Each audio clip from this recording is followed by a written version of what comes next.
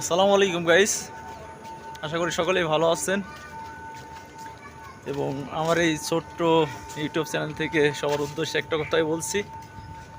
আমার এটা ছোট ভাই, তো এখন ছুটি হয়েছে 6টায়, তো এখন বাসায় চলে যাচ্ছি।